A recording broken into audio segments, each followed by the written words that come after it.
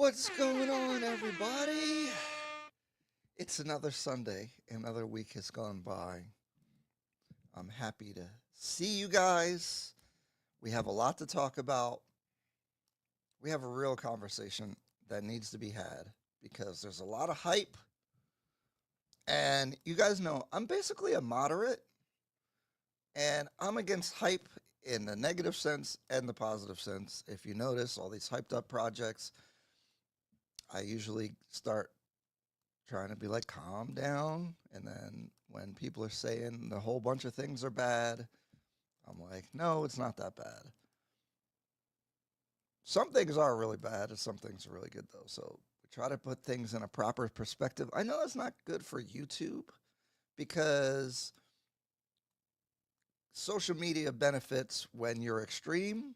You get the most clicks, you get the best clips. People are saying crazy stuff. That's why I don't think this channel ever really grows super big, but that's not the purpose of what we do here.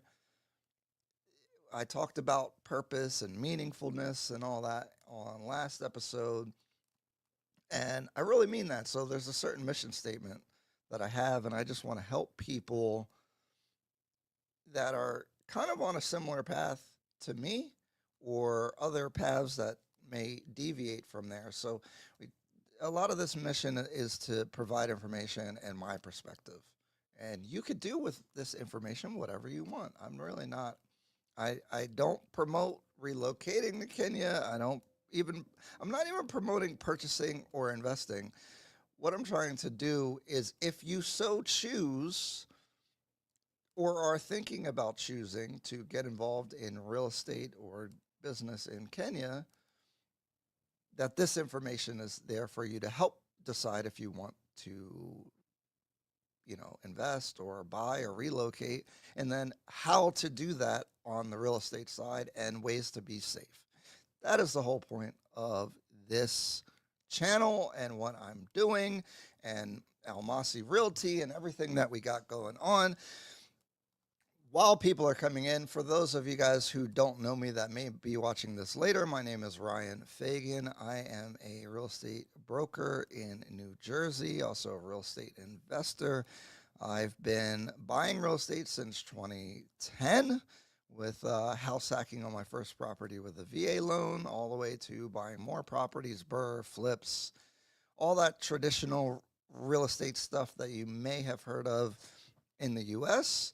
In 2024, I came to Kenya and started investing, and now we have Almasi Realty, which is basically a real estate brokerage in Kenya that helps people buy and sell.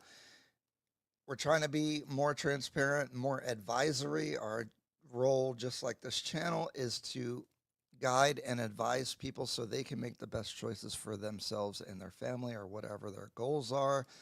We try not to push certain things or narratives. We just want to help you as the smart individuals that you are make the best choice for yourselves, because I'm hoping that you would know what's best for you. So we try to help with that. My background, I have a bachelor's in business administration from Temple University in Philadelphia, Pennsylvania, with a focus on real estate. I've worked in the mortgage industry. I've had maybe 35 to 40 different licenses to practice in different states. Um, I've worked in property preservation during all the financial crisis and the foreclosure crisis, maintaining and helping to get those properties back on the market and sold after they were foreclosed on. I've also worked as a real estate analyst for a commercial appraisal firm in Philadelphia. If anyone's interested in real estate in the United States as a young person, I highly recommend getting involved in that type of business. I was an analyst, basically help with appraisals and dealing with interesting scenarios, eminent domain, forced tax assessments, things like that, and valuing. For example, we worked on a project one time. The city of Philadelphia was basically taking land along the waterfront to build their waterfront promenade walkway. They're trying to connect everything along the river. And it was like, how do we come up with the value that the city will pay the owners for um, like a 10-foot strip of land against the river. And it's like, how do we value 10 feet along the edge of the property? And it's very interesting. You get into puzzles on valuation and things like that. So you learn a lot from there. So I have a wide breadth of experience in real estate. I'm definitely learning, and I think I'd feel comfortable to say that I'm pretty good with the Nairobi market now. But that's my background is all in real estate, and that's why maybe that's why you can listen to me a little bit. I would almost say still make your own opinions though. But today, what I want to talk about, what's going on? If you're in here, comment, say hello. Don't be a ninja watcher. Um, Usually we got a whole bunch of people saying what's up, so don't leave me lonely. Also, you guys can ask any of your questions, and I usually read most of the comments and I try to answer all of the comments. So when you guys have questions or have anything that you guys want to hear about, you guys kind of direct the show. I do have some key points I want to get to, but this is an open, free flowing conversation, and we never know where it may go. Sometimes we touch into a lot of other topics, and this is where I get more personal, because if you guys notice on normal YouTube channel, I don't talk about myself or anything like that. Black Mac 500, I'm thinking about going to Nairobi for a month. Can you recommend a good Airbnb? I was recommend people stay at Escada, which has 270 rooftop. It's in Westlands on Raptor Road across the highway, but then their elevators were not working, but now they're supposed to be working, but it's a little janky right now. I don't like giving recommendations because everybody got a different level. Like there's some people, I just got off a call and they say we just stay at JW Marriott, and I'm like, well, let me borrow some money because it's very expensive to stay there. So everyone has different budgets, what their goals are. It's a little hard to give blanket recommendations. Um, when I would go before I bought my place, I would stay at Alba Garden in Kilimani, but I don't think that's going to work for everybody else. I think it's a good place, but it's definitely not the JW Marriott, but very affordable. And I don't like paying the prices in Westlands. I think it's overpriced for what you're getting. I'd rather stay in Kilimani, and then when I want to go to Westlands, I'll just take a $4 or $5 Uber up there. Although during traffic, I want to do that. What's going on, man? JB, what's up? I'm still buying Bitcoin, even though you he was clowning me a little bit with the memes. I, I don't know. I'm gonna try. I mean, you're well informed though. I don't know if I could teach you anything, but I'll provide a perspective. John, what's going on, man? John from Space. Oh my goodness, I meet the coolest people ever. I meet people that work in space. Like, what does that even mean? I work in space. That's crazy. Like the talented, amazing people I meet is really cool. Work in space? What? I didn't even know Kenya had a space program, first of all. So that's crazy. But very cool conversations. My money is funny, so I just need 24-hour power and water. I'd say Kilimani, Alba Garden is a good one. N- Pretty, I like Alba Garden. I've stayed there. Like I'm boring, guys. I don't go to different places. Once I find a place that I like, I just stay there. Been binging your Belgravia video, so torn between that and executive suites, heavily leaning towards executive suites. I think both of those are good options and are very comparable. Just go with your gut.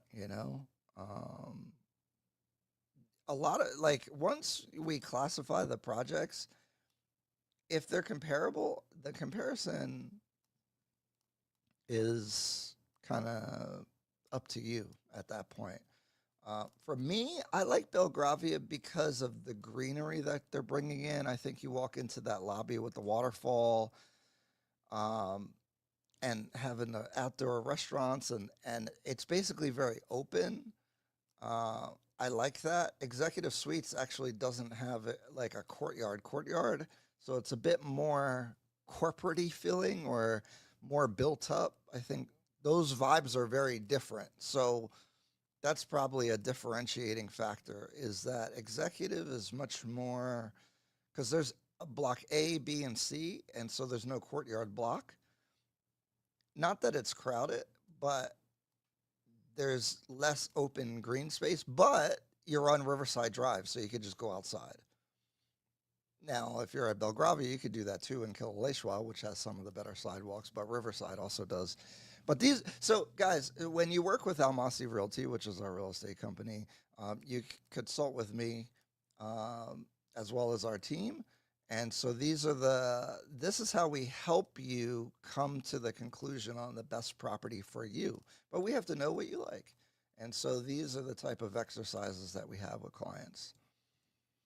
What's good? Boom. I really like Diplomat and Hefe Palace locations, but they're basically Hefe's not sold out.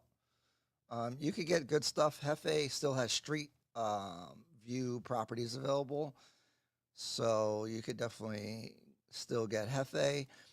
Hefe Palace now has their building materials on site that you can look at. They're decent. Again, Hefe is a new developer from China, so hit the like button. Yeah, I always forget to do all that YouTube stuff. Thank you. Executive looks crowded. I don't think their unit count is that much, but see, Wonder Properties as a business is really good because they're good at making a lot of money from their projects. Like, I do think, I know we ranked Gaia really high, but I kind of don't like how they structured their blocks. I feel like they have too many blocks there. Any NSSF info, I emailed them. Oh, shoot. I have to follow up on that. Nice. What's your pricing model at Almasi? Do you have a service charge? No, we're free to work with us. Totally free. The developers pay us. Will we charge people in the future? Maybe. I would, if we can run it without doing that, then we'll do that. And actually, guys, in sales, there's like conversion rate. And so the amount of time we're doing consultations versus what we're converting right now is quite high. So it's not really necessary to charge people for consultations. 2 new developments on Riverside Drive. Torino, I didn't even hear about this one. Oh, I saw Seasons about to get mega traffic. Then you have Cheval, you have Balkis, the Saruni, which is mostly done and not sold out. Maybe they should lower the price. Just saying. And the traffic on Riverside Drive already stacks up real bad by the lights. I think Riverside is cool for certain people with a certain lifestyle, but me, I would find it annoying, especially if the traffic gets much worse. That area is not designed for the amount of units coming there. But but to me, executive is, if you're going to buy in Riverside, Executive Suites is the best project. But I don't know. I haven't seen Torino or Seasons yet. Do you cater to Kenyans in the diaspora? Would be nice to partner with local banks. Yes. So high on our list of things that we need to do better and to offer clients and be more knowledgeable and provide assistance, which we do in the US, is assisting with financing and linking you up with the right people to find the money for things. Definitely going to do that. We work with a lot of Kenyan diaspora already. I really don't want, I want this to be a company that serves everyone. That's a little bit of a bad business model, but I be like in general, it's better to niche, just in any business, not just real estate.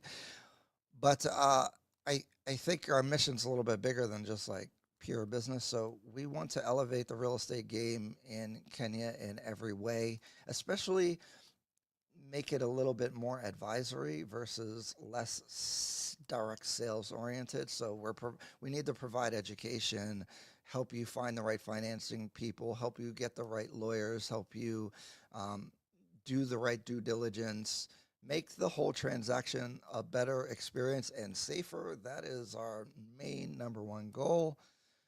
With that being said, oh, here's our wait. How do we do it? There we go. Um, we still have the agreement with FKC Legal, which are some of the better lawyers that you could deal with here in Kenya. There's all of their information. They've done a lot of work for a lot of clients. Oh gosh, it went away real fast. That's Franklin and his company, and then now there's two different lawyers because Abdi is doing his own thing also. So you would have, I'd recommend you talk to both of them and see who you like working with the most. But you have options now as far as the lawyer situation. Would you consider helping and doing a consultation on something else? I can't consult on something I'm not informed enough about. Um, that's a whole nother. We're gonna get there one thing at a time. We're perfecting our sales and customer service and what we're trying to do in Nairobi, and then we'll expand out. Now, when we have listings, like we have one in Diani, Ebony Stays. I should bring this up. I'll bring it up. Um, we know about that project. We've done the due diligence. We've done some research about the project. And so we're comfortable listing that and presenting that to you guys.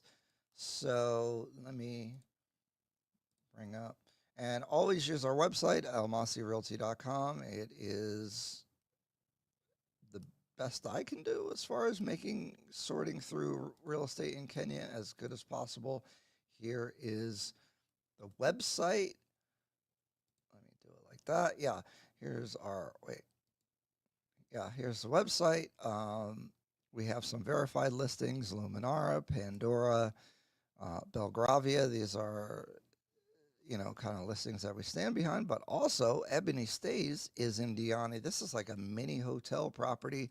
We went over it before. I won't take too much of your time. Right by the beach on the second row, as they would say. Definitely walking distance from the beach. And then there's 10 bedrooms. And actually, there's more than 10 bathrooms. When you look at everything at the property, there's a video about it. And it's not just this building, it's that building with the pool. And then here's the other building, which there's multiple units. Honestly, it's a big money maker, especially during the high season. We have an investor profile on this that goes over numbers and projections. So if you're interested in this property, you can reach out to us. You can fill out the form here. You can download the investor perspective. You can reach out to me and the team, and we can get you whatever information. But this is a really interesting place. It's also able to be subdivided. So these two different the lot was subdivided here where the gate is, so you can actually buy one side or the other. Obviously, that's negotiable, and you'd have to, negotiate how you're going to do that, the pricing and everything. But that's a possibility as well. All right. So, I asked that because I've been trying to figure out whether they'd want us to route pay slips through them. What? I don't know. I don't know. I don't know that. Hey there. Most diasporans kind of do the 2-year payment plan, but I'm a little risk averse, so I definitely prefer working with a bank instead. Hard to explain in text. I got you. I understand where that's coming from. We could talk about it. Actually, your risk aversion is the theme for today's topic. The NSSF Twin Towers are a government project. I think they'll put the units up for sale when they're halfway done with the structure. Ebony Stays, great vibes next to the Immaculate Beach, Rocket Red Countdown, liftoff. Hey, yeah. I was super impressed. I like that property could make a lot of money. Like if you want to, like if you're relocating and you have money, but you don't know how to keep generating income, if you operate just that building, it would definitely pay for your cost of living and everything. Uh, because having 10 different bedrooms, and they're structured in different ways. There's studios, there's 2 bedrooms, there's the house, there's the really small studio, like DSQ places. It has a lot that you could rent to all kinds of different people and at different times. So you'd always have stuff available. So it's pretty cool. Pretty cool. All right. So, why should you not buy in Kenya? Well, everyone's different. But from doing many, many, many consultations, seeing the people that buy, seeing the people that don't, I think I have some special insight on the personality types, the places where people come from, their perspectives, the reasons why they're buying, the things that turn people off, the things that, problems people have been having, the success some people are having. And so I think I have enough information to talk about this. Now, let me say that me as an individual have very stable income from rental properties and from the VA from when I was in the military. I am in a situation where I have lots of extra money that if it was to be risked or a law, so if you take a lot of risk and then it ends up not working out, I won't be out on the street. So it's easier for me to take risks. So when I came to Kenya, I really just bought the first property just to see what would happen, to be honest. And it was only $40,000. So I said, well, let's just see what happened. And I brought a partner in. So it was just me and the other person. And so it wasn't a big deal. We put $20,000 each. Let's see if we get scammed. I don't know. And so that's how I learn, is by doing. And then I come back and report to you guys, really. Not everyone's in that situation. Excuse me. Not everyone's in that situation. And so I want to go through some of the risks of buying, because there's no way around some of the risk. And so if you are risk adverse, especially if you come from the West, where there's this Western ideology that, like, you're in this protective bubble. Like like people, unless crime even has ever happened to them before, I feel like many Westerners just feel like, oh, well, the police will protect me, or this will save me, or like they walk around with this feeling of impunity because of the systems around them that they can rely on and they think will protect them. Now, some of that I think is a facade, but like in the U.S., for example, if you're walking on the sidewalk and you fall in a hole, you can hold people accountable even though you fell in the hole, which actually I think is a little crazy. So you can sue the landowner for having a hole there where you were walking, even though you could have just been aware and avoided the hole. In Kenya, there's lots of holes in the sidewalk, and if you fall, people might help you, but there's gonna be, like, there's no recourse. There's nobody to go after. Don't the thing is, don't fall in the hole, and don't be texting on your phone and then fall in the hole. Like, you have to be responsible for you in a different level than you do in most Western places. In Western places, you're kind of babied, like even like the balconies. If you fell off of a balcony in the US, you could blame the people that built it, that they should have prevented you from falling off the balcony. If you fall off the balcony in Kenya, you done fell off the balcony. And so this is a very fundamental ideological and philosophical approach to being. And so if you're very attached to the Western way of being, and you just expect other people to look out for you, Kenya's going to be hard for you, because it does, like, no one's going to, if you get scammed, who are you going to call? You're going to have to pay the people that you call, and they might just take the money and not help you anyway. Or, like, anything really can happen. You have to be kind of street smart. And for some reason, there's a segment of people that come in an emotional way, returning back to Africa and doing all that stuff. And these are my brothers and sisters. And then you combine that with this Western attitude of being protected by systems, and you have a recipe for disaster. You really do. Um, and there's a segment of people like that. There is another group, like, so for example, things that people will ask me that start making me a little concerned. So what they're going to do, they're going to ask, how do we know the building is safe? And a Western concept is that, hey, we have building inspectors, we have permits, we have all these people that look at the project throughout the time and ensure that it's safe, basically the government.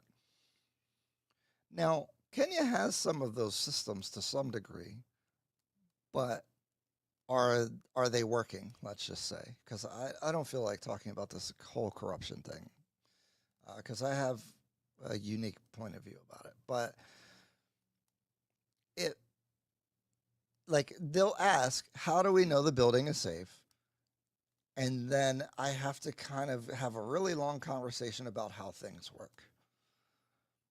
But the real answer is, the real answer is you have to use your own knowledge and intuition about these things.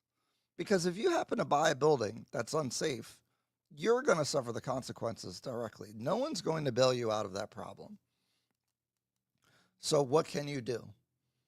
And this was my approach, and is my approach. And what I'm doing is sharing my information that I have gathered about these things. This is why I harp on quality.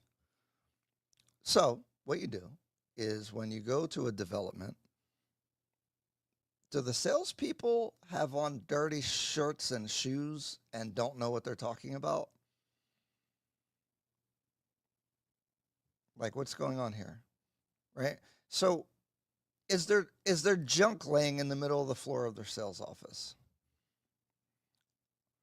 And so you have to think to yourself, okay, this developer's interest is in presenting me a picture of what they're going to build.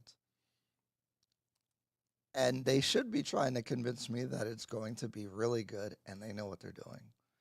And so when I go to your sales office and people are confused, they don't have the answers to the questions, there's trash in the middle, like just laying around. The office is in a junkyard. What do you think they're doing building the building, if that's their behavior with sales? That's how you protect yourself, is say, this doesn't look like they are running a good operation here. Maybe I should stay away from this situation. But for Western people, for some reason, that doesn't always click in their mind. Maybe because they're trying to be open-minded, which I do understand.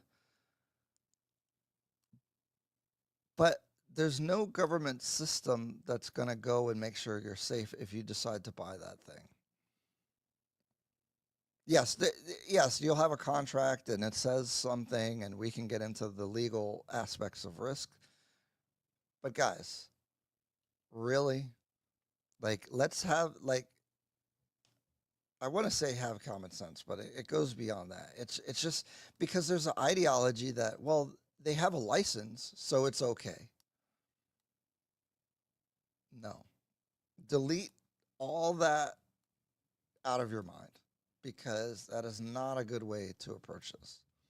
All right, let me get you're saying my volume's low, but anyone else feel like it's low? You can sue in Kenya for falling in a pothole on the sidewalk. There's a lawyer who sues every time he hits a pothole on the road. And okay, I don't feel like this is very common.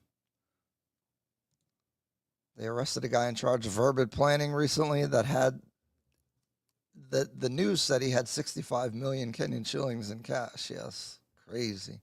Everything is about money in Kenya. If someone robs you and you want to get the police involved, you have to pay the police to help.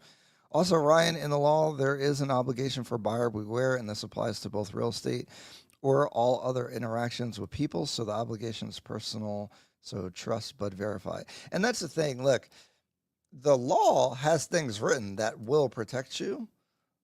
I'm just saying that the over reliance on those systems is a problem. I personally, I don't operate like that. I'm not going to like see. This is the thing. I think you should take responsibility of your risk outside of what these systems. You can't offload your responsibility to systems or the law or anything as far as risk. So if you're a person that needs to feel secure about these things, I really don't think that you should be buying in Kenya because there's lots of risk. So if your mind goes, what about, oh, what if the building collapses? What if this happens? What if that happens? I think you should just buy in Europe or wherever you're at, to be honest. Because you could have a successful purchase in Kenya, but if something goes wrong, I don't know. I think it's going to be problematic for you. Do you guys feel like the volume's low? I feel like I'm very loud. Like I'm hearing myself very loud, but City Hall employees have been charged with manslaughter for collapsing buildings. So after you die, you'll get recourse. Got it. Okay. What's his name? I haven't heard of it. Volume is fine. Wandering lawyer Amiri. The lawyer's name is Ahmed Nasir. He sued the highway authority after a road chipping broke his Range Rover's windscreen, and he got compensated, but it's not very common. Yeah, I think I don't know. I see people fall every day, and they don't sue the government about it, but maybe they could. No, volume's fine. Okay, cool. So, if you're very risk adverse, I'd say like why get I just don't think it's for you. I think we have to acknowledge that buying in Kenya, the risk is higher than buying in wherever you're from, probably. I, I don't there's no way around it. And so you have to be okay with that to entertain purchasing in Kenya. Right? Does that make sense? What do you guys think about this? Because maybe, and this is, see, because some of you guys are giving pushback about, oh, well, someone sued because of this, and this does happen, and then add the fact, if you're foreign, are you gonna be able to find the right people to fight this fight? And then why even fight this fight with the recourse if you have problems with the building or whatever? Again, my solution is just work with the professional people because you go to the Pandora sales office, which I grant you these things can be a facade, but you have to make the best decision possible. You go to the Pandora sales office, they're giving you caramelized popcorn and they got the good music, the good music playing. They're doing doing all kinds of stuff. They build a whole show house to show you what it's going to look like. It probably cost them a lot of money to build the show house that is only temporary that they're going to knock down. What does that tell you about how they do business? As a caveat, though, I don't love their new project, unfortunately. But I gotta go look at it closer. But I don't like what they're. I don't e- now. It's like a joint project. There's something weird going on with that. But and you see, so this you see, like I didn't even mean to bring that up like that, but that's how I'm approaching this. Is why'd they launch it this way? They're saying there's a joint uh, project, but half the units are already unavailable. They won't disclose who the other buyer is, and it could be total. It's probably legitimate, but for me, I'm like, it's just too many weird things going on. I'm okay. That's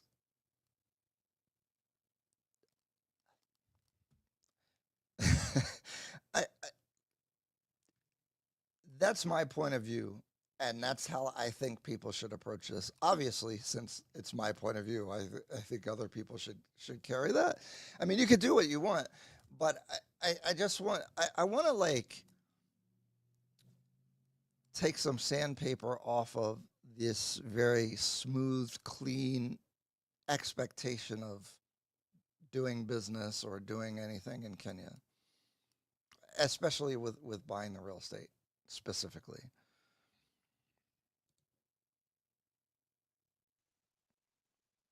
See, don't get me involved with all these people.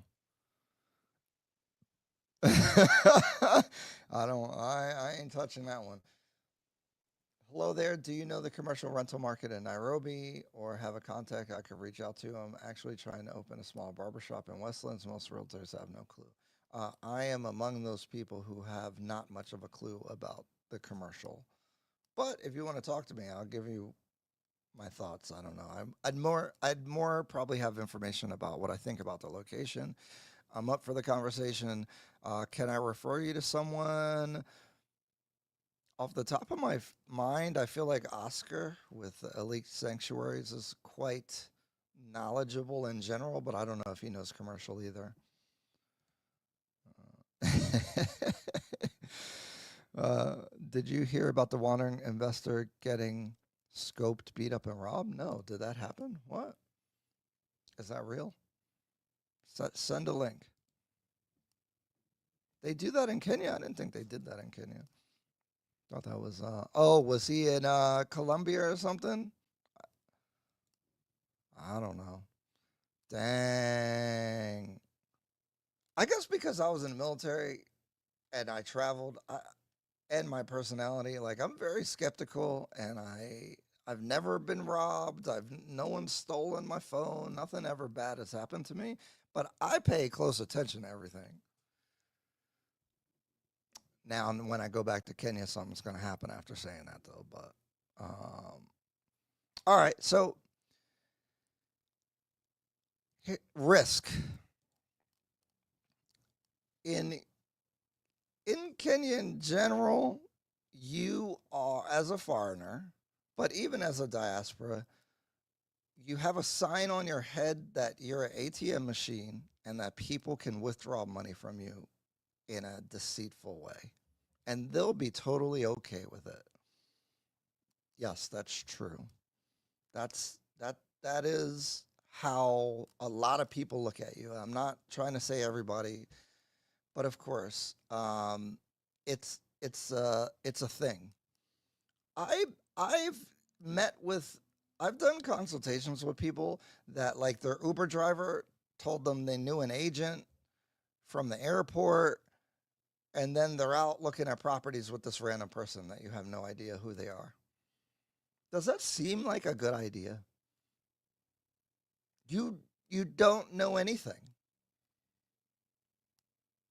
And now you're looking at properties for hundreds of thousands of dollars sometimes with this random person who you have no idea what they're doing or into.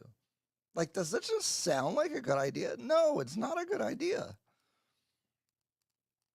And why are you doing that? I don't get it. Uh, Social media content. There's lots of people now making a lot of content that it's easy to make things look good and amazing. If you notice, no one shows outside. Now, there's complications to showing outside, but if you notice in our content, we've been trying to show you more about the location and everything. Uh, I think because they're trying to show you the best parts of something versus giving you an objective overview. So I just think a higher degree of skepticism is required. Um, Here's another thing that I think Westerners aren't familiar with is that Kenya is a very polite, nice, welcoming place. And so your normal ability to detect bad behavior or bad intentions is hard because you don't know the culture. And people are being so nice that, like, it's amazing. But they'll be nice to you and be scamming you at the same time. So it's performed in a different way that is a little bit hard to um, it's hard for us to detect culturally because we're not used to that. The other thing is that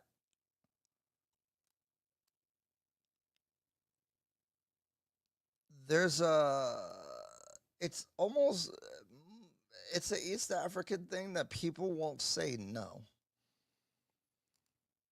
And it can easily mislead more direct cultures because if you're at a sales office and you ask them a question like I don't know, what's something that's clearly no? Does it come with a pool? I mean, that one they'll probably say no. But sometimes people are like, well, maybe I'll have to look into it. Maybe there's plans about it. I'll have to check the plans. Like what? Just say no. That's not really a good example. I got to think of something better. Um, I can't think of a good situation. But the result is when you ask certain questions, people will become avoidant if they don't know the answer. They'll delay you and tell you that they'll get back to you, or they'll just kind of like let you think something and never correct it or tell you otherwise. And it's done in such a polite way that you may not realize that it's happening. Especially salespeople will let you be misled, like, and maybe they're not lying, but they're just not being clear. So they'll obfuscate things and make it confusing so that you just keep going along with it. Hopefully that makes sense. But it's very subtle, but it's a very easy way for someone with a more direct mindset to fall victim to not being corrected or subtly be told no. Because I've been to projects with Kai and then have a conversation with him afterwards, and he's like, "Oh, well, they said they're going to plan on doing this," and I'm like, "That meant no." So that's a big one, but that's more of a cultural thing. But then when you add the willingness for people to scam you, it's quite dangerous because the politeness combined with the avoidant behavior and not directly saying no can leave you very confused or misled. It's a powerful combination of things that I feel like people have a hard time navigating. Let's see. Oh, he got scoped in Colombia and robbed. Dang, that's messed up, man. Can you talk more about Pandora? Is it all sold out? No, there's some availability. You know, they drive me crazy because I feel really unprofessional when I send you guys a picture of their binder with little marks on top of the units, and that's the best thing they have for availability. Like literally, they have the grid, and then they just color in. Like, why is this not at least an Excel spreadsheet, or even better yet, a Google sheet that they keep updated centrally so that we know what's going on? But that's how they do their availability. So, uh, and this is the impact that we're having with Almasi Realty. Is like, I'm like, guys, like, can you guys do better with this? Like, why in 2026 with AI and all this technology do you have a piece of paper and that's the only way that you could show the availability of this project? Really? Like, what is that? Why? Why? Whatever. Let them keep doing it. Eventually, we're just going to keep growing our business and then do things in a way that is plainly, obviously better and that uses technology. The technology is right there. I don't know why they don't use it. It's crazy. It's the British influence. They got us good. We are too polite to a fault. It's not out of malice. And yeah, well, the politeness is why people love, like, Kenyans are awesome. But the thing is, it's like a secret weapon if you want to use it for bad, because like Westerners aren't used to that, so they're going to believe you. But I mean, overall, it's a good thing to be polite and nice and all that. I think that's good. But the indirectness can. I don't have a. Well, do I have a problem with the indirectness? This is a big thing that they took on Ken Gonda's channel, O'Shea Duke Jackson, which hopefully we can link up and do a podcast. I have a lot of thoughts that I don't share, but I'll share it when I do that podcast. He always says that it's very passive aggressive, which it definitely is passive aggressive, but it's also passive passive, where people just like, if you talk to a salesperson at one of these offices and start asking really hard questions about details of things, they'll like break down and then they'll just stop talking to you. Not everybody, but it happens. And guys, in my videos, I don't do that. I don't put them on the spot that hard. I do that after. And then when we do the members only videos, I'll share that information in the members only videos where it's should you buy this project, which we have a bunch of those coming out. But it is very passive, and it can mislead you very hard. Like, if you understand that it's passive, I think after a while you'll start to understand how things work. Yeah, I hate that about Kenya too. Just say no. Yeah, but you know, if you, I love the culture, so I can't get mad when that's like, things come with pros and cons. And honestly, doing business is hard when you're less direct. But okay, well, we're gonna do our business in a direct way, and then let's compete and see what happens. You know. Um, and then maybe they, you know, things change. But it's a pro and a con, I guess. Okay, um, buying off plan is inherently risky because you're buying a concept that is not completed, and so going from the concept to the execution and conclusion of that concept, regardless of where you are, is risky because people have to actually build something. And even if you're good at building things, things can go wrong. You have weather, you have conflict in the Middle East, our ships getting diverted, the gas prices change, maybe the materials change, price goes up. There's a lot of things that just can happen. Sorry, my lighting is a little weird. There's just things can happen.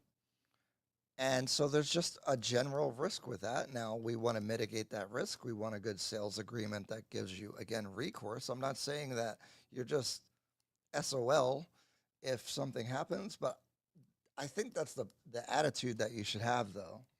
Like,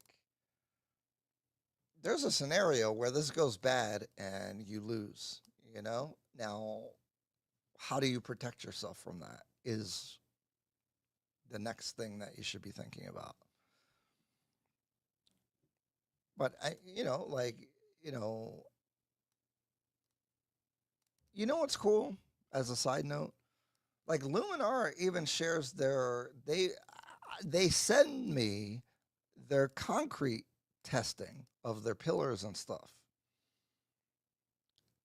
See, when companies do that, then I go, okay, I feel I feel like the risk of dealing with this developer is much lower because they're transparent, they're willing to provide this information, they're giving us construction updates, they're even giving the test results of the concrete versus this other developer. They become avoidant when you ask questions, they're giving you unclear answers. And so when we do advisory, this is some of the subliminal qualitative differences that we talk about with different developers. And so if you're wondering why do we talk about Luminar and Belgravia so much? Because of the way that they're doing things.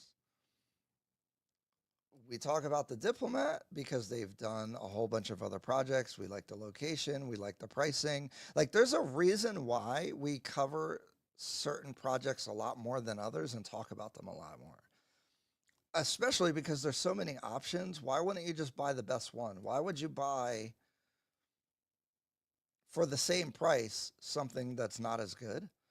Now, when we approach the real estate, it depends what category you're in. There's larger family style properties.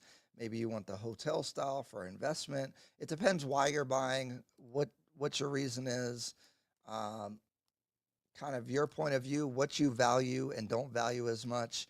Like if you're a digital nomad and want a nice workspace, then you're going to want to buy somewhere that has a good co-working space maybe.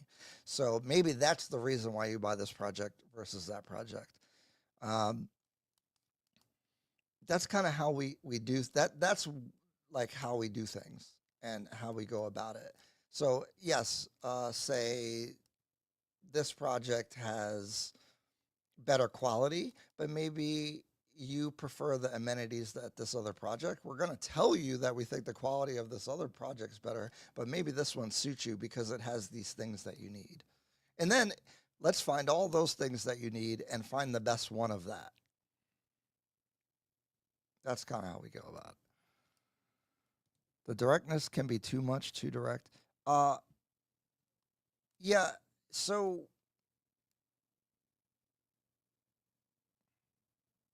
I think if you're direct, you could be perceived as being rude. But I, it's funny, just like the politeness can be used in a certain way, the directness can also be used in a certain way. So I'll usually start off very patient and very, uh, like, I try to blend in with the culture as far as how I go about things. But turning on the directness gets stuff done sometimes.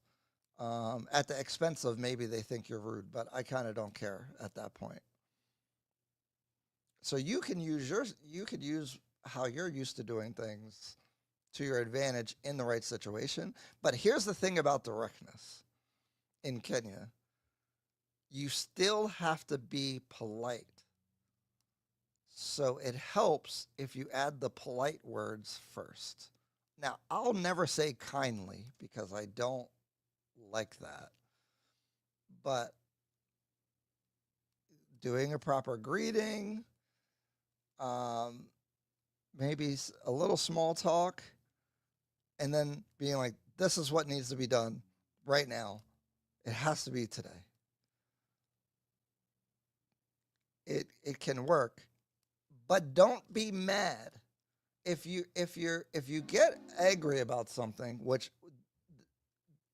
where I get where I probably have gotten the most frustrated is when I'm doing handovers because I'm taking it personally when I'm asking them to fix something and then they're clearly doing the bare minimum just to appease me and think I'm stupid and not going to notice like this is clearly not done well. But anytime you get mad, it's not going to, like, if you start yelling at people, it doesn't work. Yelling at people and being direct are two different things, right? So you could be direct and still polite. So as long as you stay in the polite range, you're good. Once you get to the yelling at people, they will not help you no matter what the situation. Like it's not going to be like you will not find success operating that way from my observation. But is that really scamming? It sounds more like an agent who are unable to work in a proper manner. Just yeah. So the words scam is like an intentional act of something. Um, Unprofessional or just not good at your job is a different thing. But they blend together when you know that if you tell someone something that's not good about a project, but you do know that it's not good and don't say it, would we call that misleading? What would we call what is the word for that? Because that happens a lot. Now, is it the person's is it a salesperson's responsibility to only tell you the good things and leave out all the bad stuff? See, I think that's the difference is like sales in the US probably used to be more like that. But I feel like culturally now we're in a space of like it's hard to hide things, so you just kind of say what it is. And my view on sales in general is actually that your job is not to make something look good, it's to help people make decisions, make better decisions. You should provide options to people and then have them pick because they'll still buy. Like this is the thing in Kenya I really disagree with the sales like the agents is like they think fundamentally that they should impress you with the project. And I think I want you to see what projects and then you pick which one you want to buy. Fundamental difference to how we go about things. But there's, I guess that's a scarcity thing. I don't know. Like, do they not want to take time with the client? I think it goes deep. I don't really even want to get into all like how that happens. But I do think most agents in Kenya, that's their like training, philosophy, sales is like,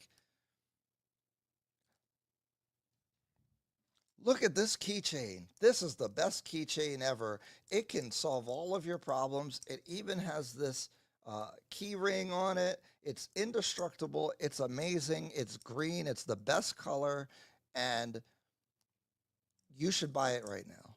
That's like the way sales. I feel like is done in Kenya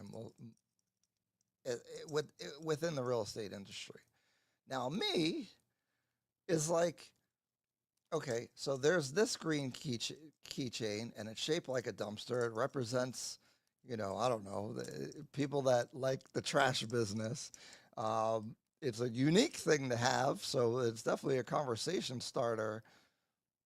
If you like green, then maybe like so. So it's more like, who is this for? And is it for you? Or if this is not for you, I have something else over here that suits. So now, like once I know a little bit about what you want, now I can give you better options that are geared towards what you want.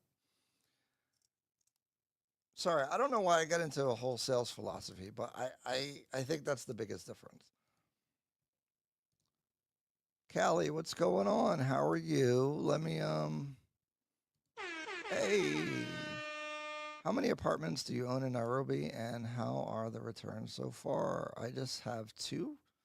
Um I've talked about it before. I don't want to get all into that, but it's fine. I'm going to have a video that has all the numbers of the investment property now that it's been about a year. Since you know so much about construction, why don't you build your own building? I need more money, but yeah, I will. I definitely will, but I need money, and I'm not borrowing money to do it or taking money from you guys to do it. We've seen the American homes built of cardboard, very whack. This is one of those emotional responses where like people think that they're winning by like saying stuff like that. I like, okay, what are you talking about? Uh, but that's because they are measured on actual sales booked in, not necessarily the customers getting information. Uh, if if you provide good information, you'll get more sales. See, this is a fundamental different way of thinking.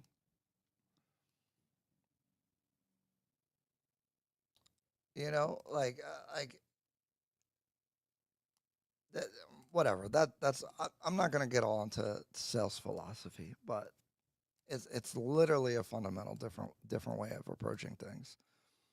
They both could work. I mean, there's a very successful agent that is like really loud and aggressive and putting himself out there, which I highly respect, but it's much more direct sales facing than would be my style. Uh, Legal risk, due diligence. Obviously, going to a different country where you don't know the system is inherently riskier than buying in your home country. Also, there's rules that disadvantage you as a buyer to some degree, specifically the leasehold freehold. Now, that doesn't really apply to Nairobi, but there are cases where it's better to be a local than it is a foreigner. The other thing is, if you don't have residency in Kenya, you cannot apply for things that Kenyans can get for free, KRA PIN, Ardhi Sasa, etc. Therefore, it you have to spend more money and find the right people to acquire these legal instruments that you're going to need. And then you're not going to be informed. And then when you compound that with the other things that we're talking about, being able to be misled, the avoidant passive aggressive culture, uh, being misled because people are polite, um, you can easily, and then the willingness of people to scam you makes a good recipe for all those things increase your risk. So, because bad things can happen with all these things stacked together because you don't know. That's why this channel exists, because I'm trying to help sort that stuff out through my own experience, and then bringing professionals like Franklin, FKC Legal, Abdi as well. We don't have someone for property management yet. Um, we try to sort the developers for you. These people have high quality, they deliver. These guys we don't talk about because they don't. Um, this area is for this area is for that. Um, we're trying to reduce the risk, but the risk is higher. And so, the funny thing is, this whole conversation, what we're trying to do is mitigate those risks for people, but we can't act like they don't exist. And that's an important distinction. So again, back to the legal, there's, for example, there's a project that is in a legal battle still that has not been able to do groundbreaking. And so then the question is, what is, can you get your money back, et cetera, which you can, it's not a big thing. But did you even know that was a possibility when you gave your booking fee? So if you paid 500,000 Kenyan shillings, like $4,000, 3,500, were you aware of the risk? Because now because you could have invested that money in something else, but now the developer's holding it because there's a lawsuit, right? Where you like, I think where we're trying to go is like, I want you to be aware of the risk and okay with it and understand what can happen. Therefore, you can make a better decision. Because I don't want you to take a risk that you don't you're taking a risk unknowingly. That's scary. If if you buy Bitcoin, it's risky and you know that. That's fine. And if you and this way, if you are risk adverse for your money going down, then don't buy it. So there's kind of two things going on: is, are you aware of the risk, and then are you willing to take it? And I think, again, what this channel is here for, or what I'm trying to do, is let you know those things and what can happen as much as possible. Um, yeah, let's see. Godfika, what's going on, man? How are you? Hello, fellow New Jersey and Nairobian. Hope to see you on the ground in Nairobi. I own in Kilimani. Ah, it's crazy. There's like four different groups of people. I actually met with some clients that were buying in Nairobi, and I met them actually down the street from where I'm at. Uh, this is a crazy small world. There's a bunch of people from New Jersey that I've been trying to meet with in person here, and then how are we interested in the same thing? Amazing. All right, let's take a break real quick. Why am I wearing a jersey? So this jersey is from Kawa Pride. Wait, where is it? It's on this side. This is a team in Nairobi, and this team was purchased by an American guy, and he's been putting a lot of money into the club. He bought them uh, a clubhouse, so all the players live there. They have a food program. He's been sharing all the numbers. It's basically, what is it? Uh, uh, uh, Welcome to Wrexham, if you guys have seen that, which is one of my favorite shows. They're basically doing that on YouTube. Let me bring it up. And actually, it's so crazy because I had this idea before their videos started popping up. Um, but I think it's such a cool story. Hold on. I think it's such a cool story because um, I think they're providing opportunity for people, and then they're like elevating the game a certain way with like lower division. They're a fifth division football team in Nairobi, and they're kind of elevating the professionalism and opportunity, and they're trying to get promoted all the way to the Kenyan Premier League, and they have a whole YouTube series about it. I'm trying to find a good video. Mm, let's see. Let's see what a good video is. I should have probably prepped this. I'm sorry, guys. I'll just play the intro of one of their videos, maybe. Hold on, let me share it. After a long week of rest with 0 games, Kyle Pride returned to action last week, not with just one match, but a huge doubleheader, a Saturday match, and a Monday match, 2 crucial fixtures as we enter the 4th quarter of the season, sitting at 3rd on the table. Any loss at this point is a death sentence for our promotion hopes. We have to be in 1st to get promoted, so we were bringing it all. Salehe, Govid, Mwinyi, Mwaniki, and all our stars were back in the lineups, ready citizens who had been exposed to the virus. Amoebas erupted due. So I probably should have got a better video because this is more about the games, but it's also about the people and the team and how they went about doing everything. And they actually share like all their financials, what they're spending, what they bought, the food plan that they have, everything that they're doing. I think it's so cool what they're doing. And it's funny because it was an idea that I was having as far as that. But I weirdly think it's kind of similar to what we're doing with the real estate company, Almasi, is that like no one is doing that in Kenyan football, and now they have their own series, and it basically by their success, they're able to elevate even the other teams, right? Because they're getting more awareness. The whole world becomes aware of this story and all that kind of stuff. I just think it's very cool and beneficial. But check it out. It's Jersey Bird is the YouTube channel, and they're also a Jersey company.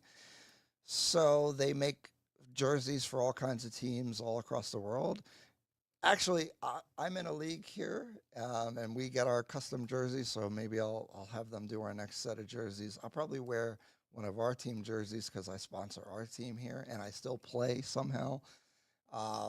Even though I'm getting gray, it's not good. It's getting rough for me because we play in an open league. Actually, the league champions play at like the professional stadium for the finals, so it's like a whole big deal.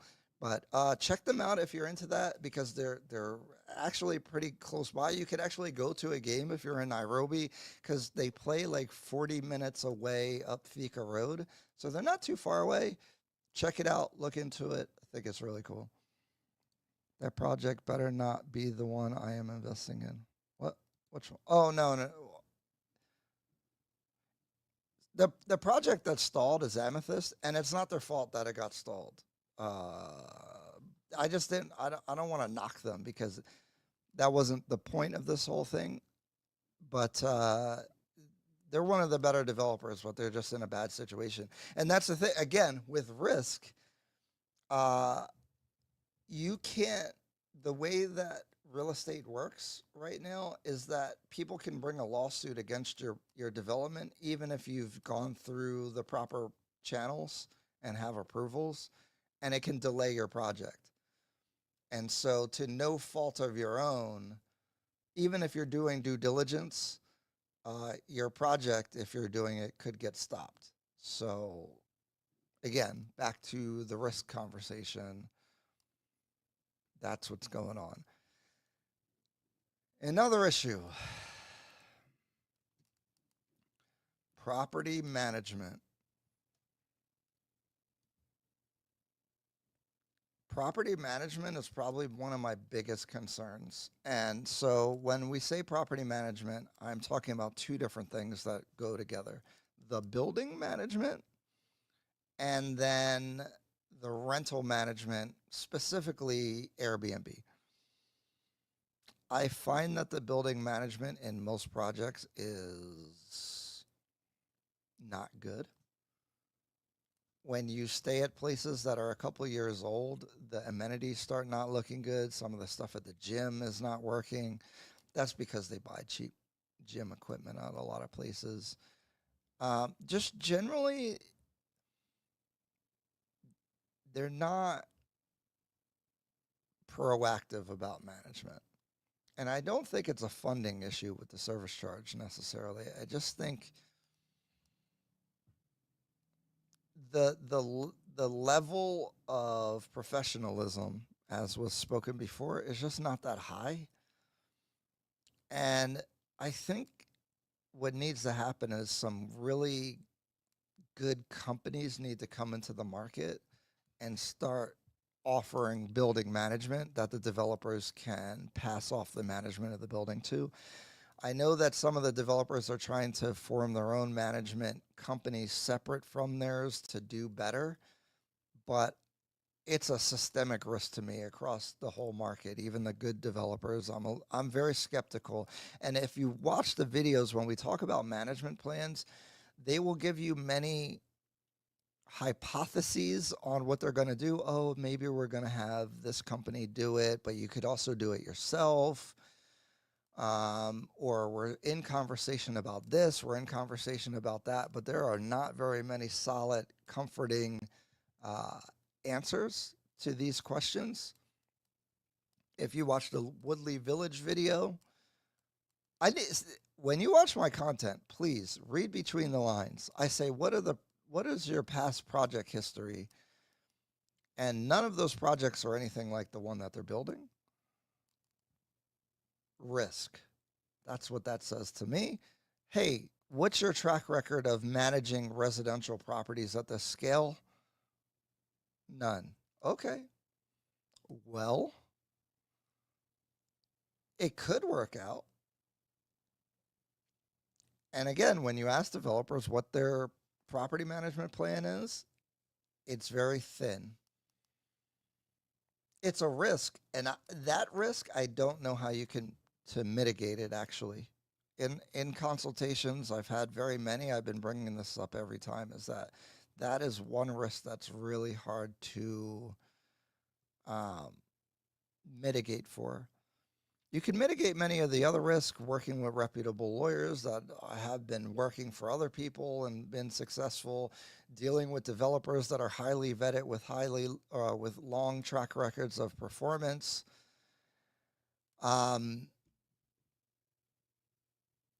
Understanding the culture better will help you not fall into pitfalls. So there's things that you could do about a lot of these risks. I think one of the risks that's a little bit hard to address is the property management risk. Political risk. A good thing and a bad thing at the same time is that the Kenyan government moves very fast. Like, this is a good example. So they're trying to implement traffic cameras that automatically ticket people for speeding, although they need to ticket people for not driving properly. I don't even think speeding is the big one. It's like the reckless driving needs to be curtailed greatly. But anyway, they keep announcing that it's going to start, and then it keeps getting stopped by some other organization of the courts, and then they say it's going to start, then they say it's going to stop. It's a little chaotic, and therefore laws, rules, and everything can change very quickly on you. The finance bill's coming up. They're proposing to change some of the taxes from, for example, the gross rental income from 7.5 to 10%. That's going to affect you. Risk. You see, and I think that there's probably, taxing foreign property owners a higher rate or something. I think that could be a likely thing that they do as well. Risk. I'm bringing it to you so that you are understanding of the risk and so that you can make a decision on if you want to enter and get involved with that. So it's funny though, and this isn't a criticism, because I prefer that your government works fast and is trying to do things, and maybe they have to fix stuff as they're going, like amend things or fix them. As a side note, I think that's the number one problem with America, is that our government doesn't work at all. Like, we can't pass anything substantial. We can't get anything done. That's actually why I think Kenya is a good place to invest. Because the U.S. is living on a history and systems and development, but I don't think the U.S. works anymore. Whether you're like conservative or liberal, it kind of doesn't matter. It's just that we can't. I think that our political system is literally broken. We can't compromise. We can't move in any kind of direction. So if you move in no direction, you're just going to start stagnating. Hence, so it's funny, as a con to the risk of buying in Kenya, it makes Kenya attractive in a certain way because at least they're doing things. And I don't want to get all into the government, stuff with Kenya, but I mean, I find it encouraging that they can move fast. Now, whether they're moving in a good direction or not is a whole nother thing. But I think it's a good contrast. Currency risk. If you buy a off-plan property and the price is listed in Kenyan shillings, if your currency goes down, the price of that property essentially for you is going up. Now, against the dollar, I don't know how it stayed the same since 2024, basically, but it's basically stayed the same. But that's a risk. That's something that you should be aware of. Woodley Village, good location, but look closely at everything else. Yeah, since I'm more candid on the lives, Woodley Village, I think is really good because it's providing affordability in that area so people can actually live closer to where they work in Nairobi for like working class people. But I feel like the developer don't know what is going on, to be honest. Like I had a lot of questions and they didn't have a lot of answers, and I don't know. Are they up to the task? Ooh, talk about. So again, this is how we advise client because it's a high, like that project is very high risk because I don't know if they know what they're doing. I don't get a warm and fuzzy feeling about those guys. Now, the other comparable project is Astra Bay, which is much further away. So Woodley Village is way better located. But that developer for Astra Bay has done stuff in Upper Hill. Their projects are pretty good. So I wouldn't be too worried about them actually finishing, although I went back to Astra Bay before I left. I didn't like the construction going on there. Like they had some concrete steps that I feel they have to redo them, but there's no space. Like the steps didn't line up properly. So how are they going to fix it? And then when I start seeing like big errors like that, I'm like, once I see like a fundamental construction error, I'm like, I'm out.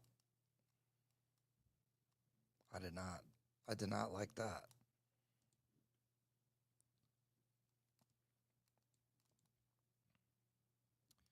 Okay, so actually, those were all my risks. Those are all the things. So the whole purpose of this is to be real about buying property in Kenya. I think many people are dreaming about it. It's dope. Like, I actually don't tell people in the U.S. that I buy property in Kenya. They don't even know that I do any of this, pretty much. Most people, like people that I know, don't watch anything that I'm doing. So, ironically, but it would be a cool, interesting conversation to have with people. It's like, yeah, I own apartments in Kenya. Like, there's a lot of like romanticism about it, and it is a good thing. I'm excited to be investing in Kenya as well. But when I have conversations with people, I just want you to have the right mindset and the proper uh, like understanding of the risk that you're getting involved with. And I'm not saying that the risk is too high. I'm just saying like it's not working like your home country where everything's not perfect, but it feels like many things are very well established and are straightforward. This is not that. And if you're not good at dealing with that, I don't think you should do it. you have to have some roughness about like yourself to be like, okay, we're going to figure it out. Okay, this was misleading, but I'm going to get by over here. I'm going to make a savvy decision. My intuition, I think this developer is better than that one. Okay, I got the information from these other people. I think, just be a little bit more skeptical and know what you're getting into. And I think it's fine. I think it's very exciting. But just don't be naive to the systems can't protect you in the same way that you're protected in Western countries. I think fundamentally that's an important thing to understand about any of this. Interestingly, with Traverse Culture, if you watch Kia, she spends a lot of time trying to dispel the romanticism. She tries to keep things very practical. She'll even discourage certain people from going about things a certain way because of these reasons. And I feel very similarly because I don't want to facilitate or help someone buy when they have the wrong mindset and now they're mad at me later like, why didn't I know this? Why didn't I know that? How could this happen? It happened because these things can happen. And so for me it's important to give a balance because again, I think Kenya is in prime location to continue to grow.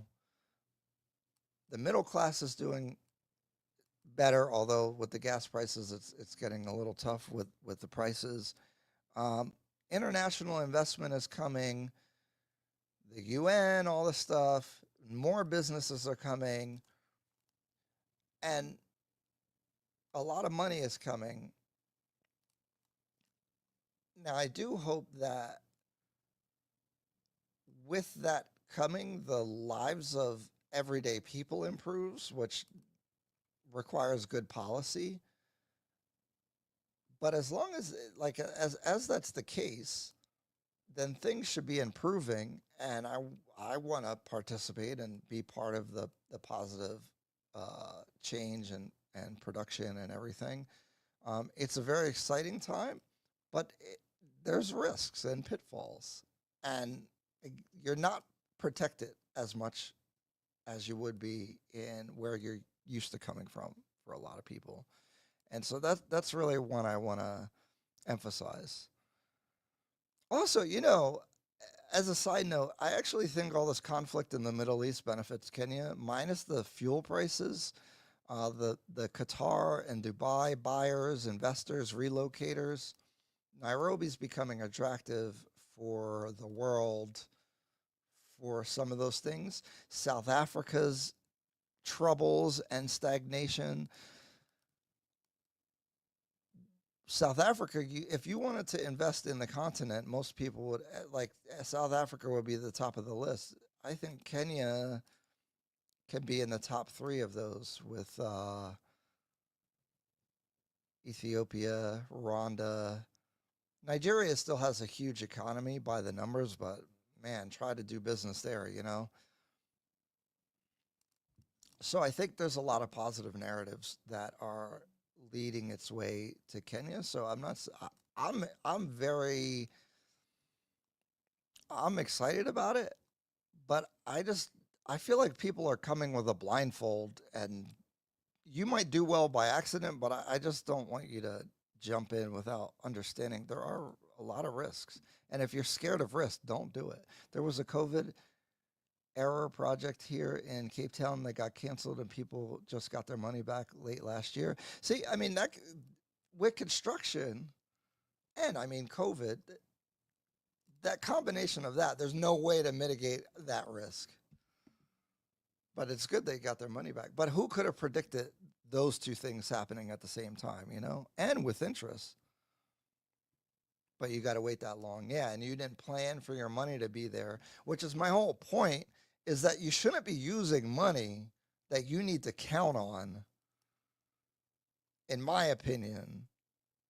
This is why I'm I'm going to sell everything at home and move to Kenya because, whew, I wouldn't want to rely on, eh, you know, like now you're stuck. You got to figure it out. You're burnt. You done burnt the boats. You burnt the ships behind you, and now you're stuck. Very risky. Woodley is gold for Kenyans if it's not affordable housing. I hope they incorporate a police post in vicinity. Oh yeah, yeah, because people are worried because it's near Kibera, but I mean they have the wall and security and all that. It's a public-private partnership, so the government gave them the land in exchange for some of the units. There were some people complaining that that's their home area. Actually, there's a whole documentary about Woodley Village. Woodley is named after another British guy like Karen. Well, Karen, she's Dutch, but why are these places named after them? Whatever. Anyway, um, I think it's a good thing in theory because you're able to bring a lot of population into, if the properties are at least decent, very decent housing in a location that's much better. Because if you guys aren't very familiar, there's people that live when it's like rush hour, it takes them 2 hours to get to work every morning, taking matatus to the CBD and then somewhere else. So imagine 4 hours of travel time per day. That sucks, man. So even if it's not the most highest quality building, if they can add 2,000 units in that area and give people like respectable housing, and not give you have to buy or rent there, but at a reasonable price to some degree, I think it's really a smart plan because it's not part of the government affordable housing program where it's free or whatever, however the government's doing it. It's a public-private partnership, which generally I think is better and more sustainable versus when you do free stuff.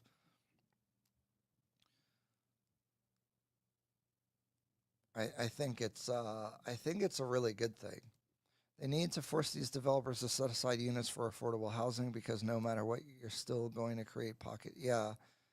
Well, I've done a lot of schooling on civil planning about that stuff. You never want to put all your affordable housing in one area because you're going to like create a ghetto. If you spread your affordable housing, like for example, within a development, you have some of the units that are made to be an affordable price, whether the government forces the price to be that way or they just make them smaller and cheaper or something like that, and they make them a required offering. I think that's the best way to do it because if say the Diplomat out of 800 units has 125 units that are affordable, that are either rented for very cheap or you could be purchased for cheap or something like that. People usually conform to the environment. So if you live somewhere where there's trash on the ground, you're more likely to throw trash on the ground. So if it's mixed, generally these things won't happen. Now, again, that goes into building management and all that kind of stuff, but I think that's a better civil planning. But I actually think this is a good policy because, see, this is the thing. The government really could take advantage of the development that's happening right now. They should be making everyone fix all the streets, the sidewalks, and maintain them.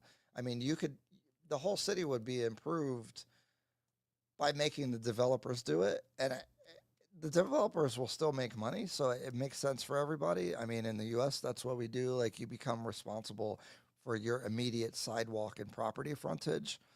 I'm on the land development board in my town, so I know about this stuff. Um, what was the other thing I wanted to say? Oh, and then if you mandate some level of affordable housing, you can. Again, I'm very much against putting them all in one area, But if you require all the developers to have affordable housing offerings, I think that can make a big difference. And so now, if you could take advantage of all this investment coming in, this is what I'm saying as far as like benefiting uh, the whole community and everyone in Kenya is like, okay, yes, a lot of this is the top 1% of income earners dealing with these properties, etc. How can we have that also benefit everyone? And by having more affordable housing in very good areas, because then the people living in those affordable housing in Westlands or even Woodley Estate, now you have more, job opportunities because you're close to the city. There's more proximity. There's a lot of good things that could come out of all that. Better housing in the ghetto is still the ghetto. Exactly. You want to mix it up. I agree. Ryan, question: how do you think the elections in Kenya would influence real estate? I was just on a call about this. I think that you'll see a timeout period where things don't move very much and everyone waits to see what happens. I think if there's a lot of unrest, um, if there's a high degree of violence or anything like that, I think that could be very damaging to the market long term. I think if it's just short temporarily unrest and any kind of conflicts, then I think the timeout will be over and everything will mostly go back to normal and continue. Uh, I I was talking to a client and they were feeling like everything's going up all the time. So do we have to rush and hurry up and buy before everything gets more expensive? And I was kind of saying that this time right now, in my opinion, if you're not sure about buying, I think you have time because once 2027 comes, I think that year is going to be kind of weird and slow. And so it kind of gives you some time to see what's going to happen before you take any action. So that was kind of my point of view about that. Hi, Ryan. Thoughts on the beautification of Nairobi? I follow a couple of channels in the area that documenting the upgrades looks promising. However, in the comments and Kenyans do not seem. Kenyans are never going to, they're just going to keep complaining about everything, just like Americans just complain generally. Um, my only problem is that these government projects are not sustainable. I think that they should make the developers do it because it's coming to election time, and that's, I guess, when the government starts doing all this kind of stuff, and then it gets left by the wayside. Then what's their management plan? I think when you have all this foreign investment coming, why not just make the private companies responsible for maintaining and developing this stuff, and then they can leave it to the government to enforce, or maybe they do the maintenance after it's already developed. Like if I buy something in Nairobi, they should make me plant the trees in front of the building and put the sidewalks and make the whole front and everything look good and walkable, versus it staying all crappy until the government gets around to doing it. I feel like you already have this opportunity with all this investment. Why not have policy that requires the investment to, part of that investment goes to developing the community areas. But yeah, Kenyans are always going to complain about this stuff, but I see improvements. I've There's some roads that I frequent that some potholes formed and then they were fixed quite quickly. Gong Road looks much better than it did when I first came in 2024. They're doing the flyover, which should help with traffic. Kenyatta Avenue, they're doing the flyover, which should help traffic from the CBD. Things are happening. Kenyans are very cynical about it, and I understand if I'm from a place, my point of view is much different. I'm positive, I'm optimistic. I see change, I see positive change with development. Now, people could say, oh, well, Talanta Stadium, half the money went to corruption. I don't know that. Show the evidence or whatever, but like, I see things happening. Now, is it happening in a wasteful manner? That's why I prefer public-private partnerships because companies don't waste money. Governments waste money. A company, if they waste money, goes out of business. So they have to do it efficiently. A government can waste all the money and not get anything done. And so whether that's waste or it goes to corruption, I prefer when you work with companies because the company has an incentive to do a good job. And so I prefer that strategy, but that gets into politics, left, right, conservatism, socialism, all that stuff. But I definitely lean one way on a perspective on that, especially if you don't trust the government that much. Why are you trusting the government to do all these projects? Whole nother conversation. Maybe I'll talk about. I don't talk about that stuff on my platform too much, but when I do guest appearances, maybe we'll talk about it. The Constitution is supreme. The fixation with election year. Fear will fade away. The klepto government will finally fall. Hallelujah. And the next government must be held accountable. Do I want to get into this? I think there's too much finger pointing at the government and not enough finger pointing at individual people and themselves. Okay, it does link to what I was saying. People will scam each other. So what do you think happens when you already have this mentality and then you get into government? What are you going to do? Like, there's people that give their family money while they're working hard in the diaspora, and they're telling them that they're building a house, and they think they're funding a house, and meanwhile their whole family just takes all the money and lies to them. And then those same people doing that will say, "Oh, the government's not doing what they're supposed to do." You're doing the same thing. Like, the government is made of people. I don't want to dive too much into it. We gotta. Is it my? I don't know. I'm a little uncomfortable about my place in speaking about this, but I mean, it's the same thing. It's the same thing with like Black Americans complaining about the U.S. holding them back. Like, is it really today? Or is it your choices? I don't know. It's just it's a cop out to blame government for everything, to me. Every government is corrupt and steals, by the way. Ours is just called campaign donations. Trust me, I know how this goes. Advise the Kenyans to change this mentality of thinking the government is there to provide for their livelihoods instead of getting it. Yeah, like, the government is not there to develop the country. The government really should be there to set up the rules and then let the people develop. And you have to set good rules so then the game is fair. And then if you can play a fair game, then you'll have good outcomes. Especially, I don't understand why if people say the government steals and is corrupt, and then they say the government should do X, Y, Z, how can you hold those two ideas in your head? I want the government to run the education system, but I think they're all corrupt and steal. So why would you give them money to run the education system then? And I'm not saying that you shouldn't have a public education. I'm just saying, how do those two ideas make sense together? Have you been to Tattoo City? I've been to Tattoo City many times. Jabali Towers, yes, they're running ads.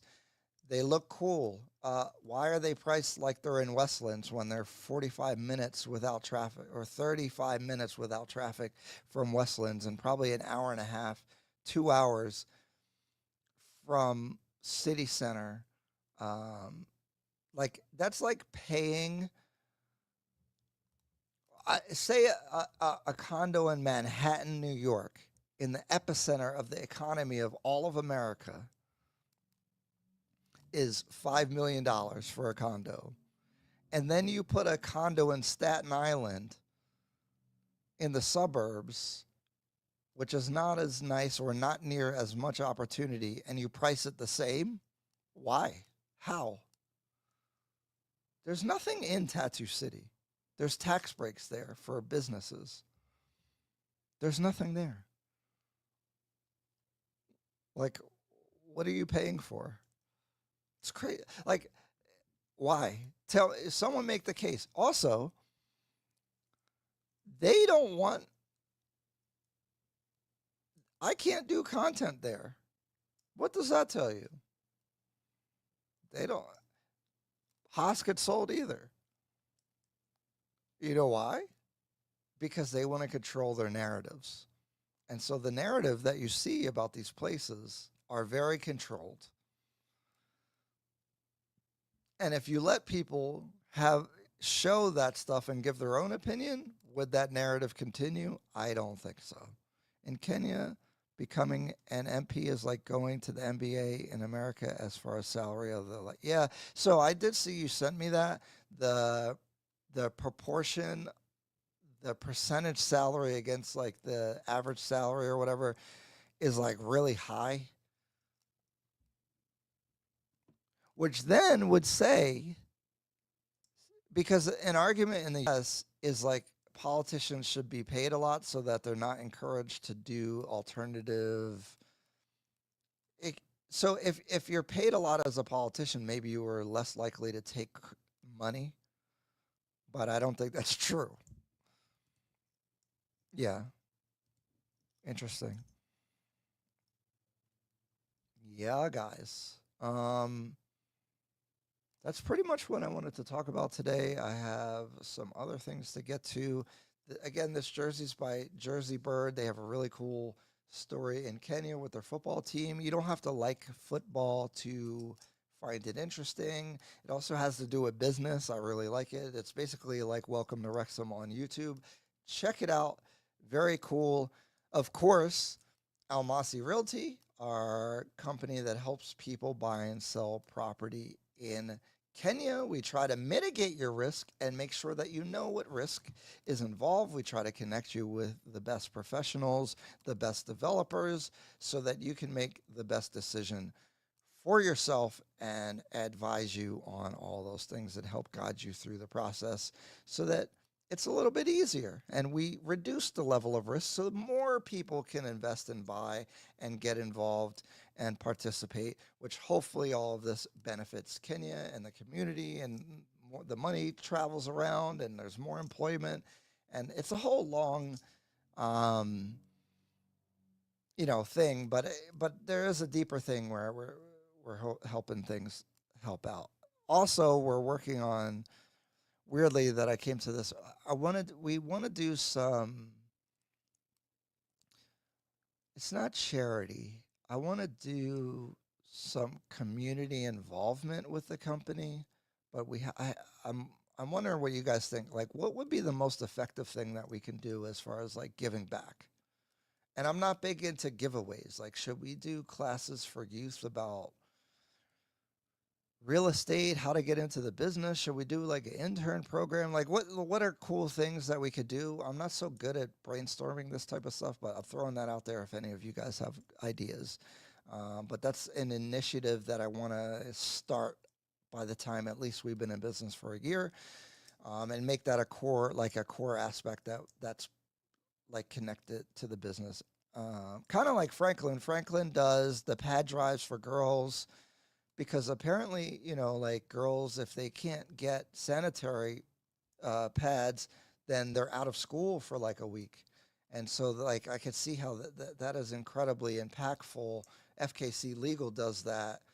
And I think that's a great thing. And that's why we like to work with them, because that's really important. And I want to find practical ways that really like tangibly help people. Yeah. Don't forget to give a thumbs up before Ryan signs off. It's important to maintain this. Oh, a like. Thank you. Tattoo City is planned private but zoned public and industrial land, so it is better for employees or career guys. International warehouse plant, so it's better than wetlands growth wise. Yeah, for like a commercial place. But then this is a luxury style tower in basically the middle of nowhere. How does that make sense? I don't know. People complaining all day after the government's behavior and then behaving exactly the same in their personal life. Yep, sounds accurate. On a personal note, how do you lose the weight you look like a retired airman now? GLP-1s, gray market, retatrutide. I go to the gym every day, but I've lost a lot of weight before naturally, but I'm a big advocate of the GLP-1 drugs, to be honest. You have to work out though. A lot of the bad results are from people that don't work out and just literally just don't eat, because all it does is reduce your appetite generally. And so you don't have to think about not eating when you're dieting, which sucks for a lot of people. So you don't get that like mind fog when you're really fighting to lose weight. And so I'm a big advocate of it. Look into it, but definitely don't just diet and don't work out, because you will lose muscle, and that's where you get that Ozempic face and like your body's deteriorating because you're not eating. Don't do that. I think it's like $75 to put a kid through school for a year. We could we could do that. We're gonna put that high on the list because that's a good one. Because I know I was talking to Franklin before. He met some kid at the coast, and they were not in school because they didn't have the school fees. And then he asked how much the school fees were, and they were like $75. That's crazy. I would definitely give someone $75 so their kid could go to school. I think that would be a really good thing to do. Because that makes such a big difference, right? Like not going to school as a kid and then letting $75 prohibit that. I think we can do something about that for sure. Thank you, Ryan. I appreciate your transparency. Thank you. They call him Hereditary now. Yeah, and I'm tan because I haven't shown you guys my house. I love my house here, and I have a pool. I have an outdoor kitchen and all that stuff. So I'm always outside chilling in the backyard. So that's how I'm glowing up a little bit. Actually, in Nairobi, I don't go outside that much. I will talk about that because when you're in Nairobi, you have to be like at a compound, and then it's hard to go place to place. That's the whole thing. Here, I'm outside a lot. I support the community service idea, internship that leads to students securing a job on graduation, especially at the company. Yeah, because we don't hire real estate agents, and we want to create our own separate culture from the real estate culture here. So, I mean, we'd very much be willing to take some interns in and train them up, and then bring them on, and then we do commissions for everybody. So it's very fair. They get a base salary as well, but if the company's doing well, they'll also be doing well. So I think having some kind of program like that's good. The problem is I'm not always in country for training, so eventually we're going to have to hire someone that understands the culture we're trying to build and then can train people when I'm not there. So, but I like the thinking on that. It's definitely something that we could be doing. Corruption is not bad. Corruption is only bad if I'm not involved. But if I'm not involved, I will exactly like people complain about corruption, and then when they get in that position, they're ready to do it too.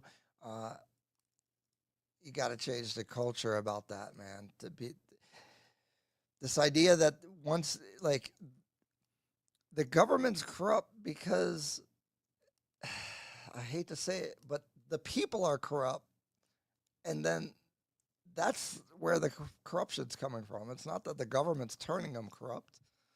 It's because now you have an opportunity to do it, and then they decide to do it. And I think deep down inside, most people feel that way about that kind of stuff. Is like, if I was there, I would do it too. Even if they complain about it. But I think that that happens everywhere. Oh, big super chat. Hold on. My soundboard disappeared. Wow. The chorus? I can't say nobody's name. Hey, Ryan, always appreciate the lives. Thanks for your take on Kenyan politics and our refusal to take accountability for our current state. Also, can you drop the info where you can get the jersey on? Yeah, let me do that. Thank you so much for the super chat. I'm really scared to talk about these things because I don't want to sound condescending, judgmental. I'm a guest here. I am a guest at the pleasure of the country and people of Kenya, and so I'd never want to be disrespectful or overstepping my bounds as a guest. So I try to be careful about that. At the same time, I don't know. I think when I say things, they're from a constructive point of view or try, but if they don't want to hear it, then that's a valid argument as well. Let me get the Cow of Pride Jersey Bird. It's the Jersey Bird website, I think. They're always sold out too, which is pretty cool. And some of the proceeds goes to the team so that they get better services and stuff, or better they buy the team not just a food program. They have like a personal training program. They have a lot of stuff that's benefiting a lot of people. And like Kenya should be good at football. You have the best marathon runners. You have some of the best athletes. The rugby boys, oh my gosh. So if the league was better, there's more opportunity, because what happens is you have to go to work or whatever. You can't take it that seriously. So I think better infrastructure is so needed. I'm hitting an ad. Oh, here we go. Here we go. So this is their website, jerseybird.com. And then if you go to shop, Cow of Pride, this is like their main jersey. They're starting to have some other things, the training jersey. So you can buy them here. And some of the money goes to support the team. They tell you in the videos. So just check out the videos on like how much of that the proceeds go to the team and helps develop the team and everything. But I really think it's an awesome project. If you watch the early episodes, you could see when they started. They like built a gym inside the clubhouse. They've instituted the food program. So they're hiring, like there's ladies that cook there every day. So now they're getting money in the economy. I love the story. There was a little bit of a controversy with the sponsor that they got, but I love these things, and it shows that it doesn't take that much to make a really big impact in Kenya. And, I'm a big fan of doing it through some sort of business or development rather than just giving stuff away. Like, what can you build that can last and sustain itself? How can you employ people? And so I think this is a good testament of that. So I'm very supportive of those type of things. And hopefully it motivates others to do the same, but it's risky. Okay. I don't want you to come and have a problem and then be mad about it. I want you to come, learn, make good decisions, build, and then, benefit people. So absolutely. Dr. Deca gifted 5 memberships. It's funny. I was wondering if people could do that. That's awesome. Because I know there's a lot of Kenyans that want to get in the membership, but they're like $5 could be a lot for the membership. So that's cool. Hopefully some people can get those memberships. I don't know exactly how they get distributed, but thank you so much. That's awesome. corruption build up New York, entire America. They just need budget for it, then do the public with other budget. Yeah, like Las Vegas is the mob and corruption with the Teamsters Union. Hey Ryan, sorry I'm late to the live. Would you mind briefly going over the cost of living there for someone who has, you need to make as an individual $4,000 a month to be able to do everything that you want to do all the time with no thoughts about money. When you come back, you should visit Jersey Bird, Cower Pride. Yeah, I was going to. I had communicated with them. Actually, I do sports photography, and I was just gonna like go there, do some photography, and watch the game at the same time. But it just didn't happen. I got so busy. But I would love to collaborate with them. But you know how Kenyans are with the cameras and all that. So I was like, let me like go through the proper channels before I just hop over there and just pop up. And I'm sure they're busy too, so we just never connected, but I would really like to. But check them out. Again, you don't have to like football to watch their YouTube channel. Again, it's super interesting, especially if you watch like their like older videos, actually like maybe episode 1. Like I'd go back and watch, not this one, this. Actually, I just bought a professional football club. Here's how it all started.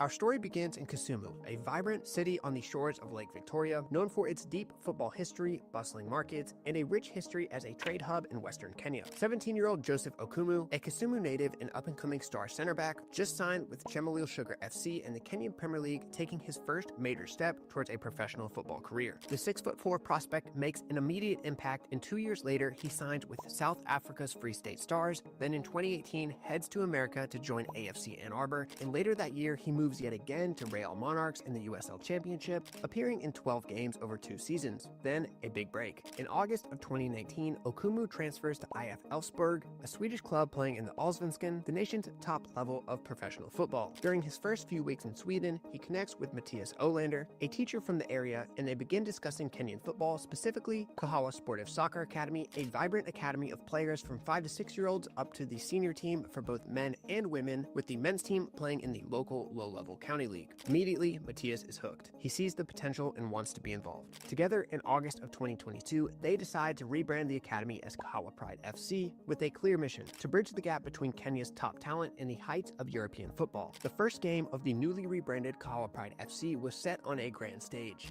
Nyayo National Stadium, against none other than the Kenyan Premier League side, Kariobangi Sharks. Among those in attendance was Nick Mwendwa, president of the Kenyan Football Federation, adding even more weight to the occasion. Pulling up to the arena was surprise number 1. Facing a fully professional club in the Sharks was surprise number 2, but surprise number 3 hit the hardest. Inside the locker room, freshly laid out, were their brand new kits: maroon and green, a fresh logo, and a new identity. Walking out of the tunnel beside... Let's see, does he get into it? No. Okay, so that's kind of like the prelude to it, but he actually like starts sharing like how much they spent, how much they made, like what's going on. So like it can appeal to a lot of different kinds of people. Super cool.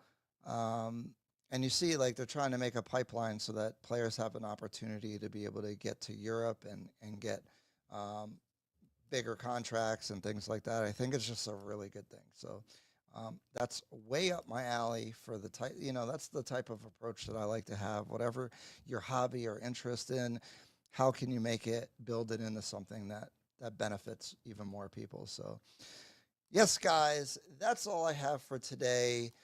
Hopefully not too negative. I think we were keeping it pretty realistic. Thank you so much for the $20 super chat from the Chorusum. I don't know how to say words. And Dr. Deca, the 5 memberships, and everybody that participated. Shout out to JB, Victim of Madness, Godfika, Holly GZNA, and many other of you guys. I appreciate you guys for hanging out with me and having this conversation. Hopefully it was beneficial. Hopefully it was helpful. I'm going to enjoy the rest of this very hot day. And I hope you guys enjoy the rest of your Sunday too. I think I should be back next Sunday, and then the Sunday of Juneteenth I won't, because I'll probably have some kind of party or some kind of thing. And Check out Amasi Realty if you guys are looking to buy or sell. Go to our website, fill out the form, and we'll be able to help you out. And let me know, DM me or comment what's the best thing that we can do as far as community outreach, giving back, and developing the community. I want to brainstorm some of the best ideas because once we get into it, we want to build something that's sustainable. So please give me your ideas. And with that said, have a good rest of your Sunday. See you guys. Bye.